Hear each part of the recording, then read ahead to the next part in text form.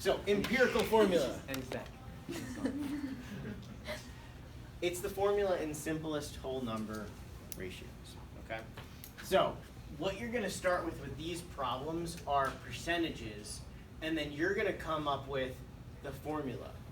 It's the exact opposite of what we just did. We just did percent composition, right? So you took the empirical formula, if you will, or you took a formula and you figured out percentages. Now we're going to do the opposite, all right? We're going to take percentages and turn them into formulas. Now, why are we doing this? Well, I'm glad you asked.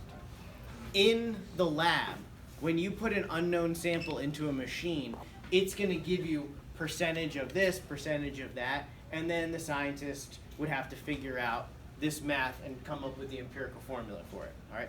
Nowadays, the computers are so good, they'll figure it out for them as well. But that was kind of the idea of doing this in the dark ages of the 20th century. Okay, so what do we do? What is the empirical formula of a compound that's 25.9% nitrogen and 74.1% oxygen? This is what's given.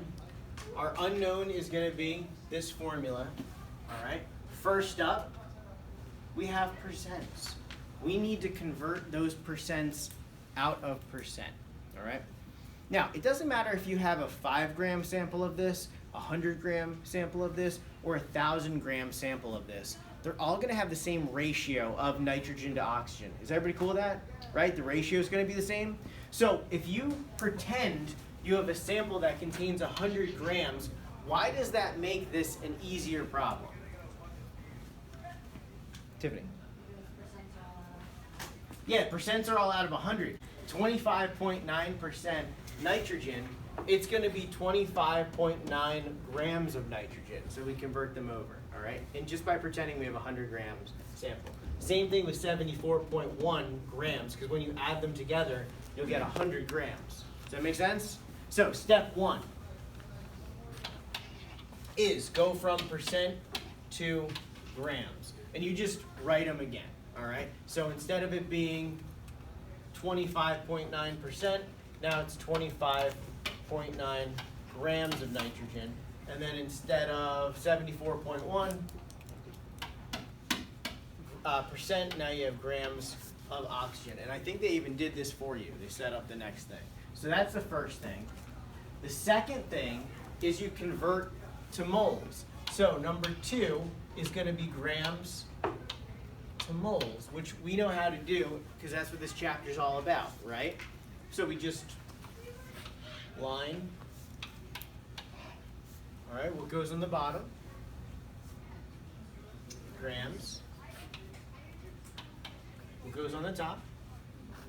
Moles. All right, 1 mole of nitrogen equals how many grams? We look on the periodic table. Now, remember, this is moles to grams. It's not molecules, right? It's not 6.02. It's off the periodic table. So what is it, 14.01? All right, so 14.01 grams of nitrogen.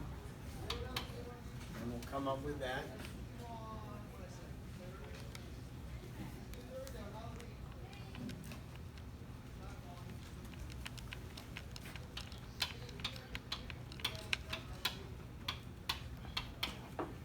And then we do the exact same thing with the oxygen.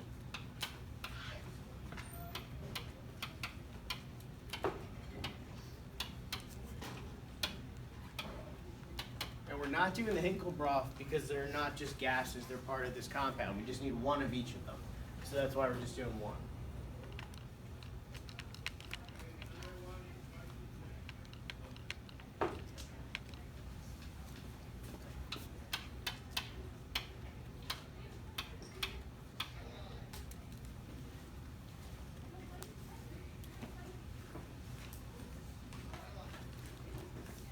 Okay, so we have our 2 moles, right?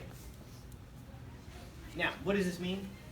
It means it's N 1.85 O 4.63, which isn't great, right? Those need to be whole numbers, okay? So what do we do to make them whole numbers? We divide by smallest. So if we divide 1.85 by 1.85, that gives us 1, right? So let's see what we get. N is going to be 1, but then oxygen's going to be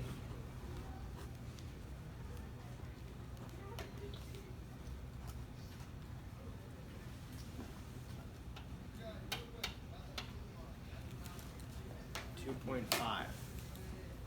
Not a whole number, right? It's not a whole number. But what can we do to make that a whole number and don't say round? Multiply by 2, exactly. Multiply by 2. Because we have to keep the ratios the same, right? So we don't want to just round it. We want to do something where we multiply by something. So yeah, 0.5, we multiply by 2. 1, we multiply by 2. So now we'll get N2O5. All right? And you might notice that if we would have just rounded up here, that would have given us the same answer. Complete coincidence. All right? Complete coincidence. Don't just round these up. Now, if you were down here, like you divided, and then this was 0.99 instead of 1 for some reason, you could round that to 1 because it's very, very close.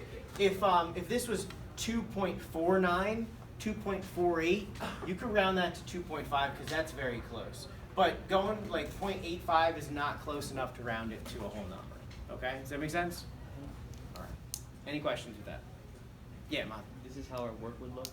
Yeah, so your work would look, you can pretty much just start with this, where you go percent to grams, then you do the mole conversion here, and then you divide by the smallest number. You can even do that up here, so you don't have to rewrite it like this. But then once you get that first division, you do kind of have to figure out the ratio like that. All right?